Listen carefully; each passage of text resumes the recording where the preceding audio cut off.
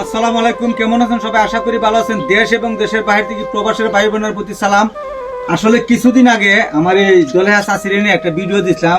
আপনারা মোটামুটি ভালো কিছু অ্যামাউন্টের টাকা দিচ্ছেন দেওনে। আজকে উনি বসার থেকে কিন্তু দাঁড়াইছে। তা আপনারা ভালোবাসা ওই উনি আজকে বসার থেকে দাঁড়াইছে। দি তোমার দিয়ে টাকা পয়সাটা পাইছো বর্তমানে ওষুধ করেন, তোমার কেমন লাগতেছে? ভালো লাগতেছে না?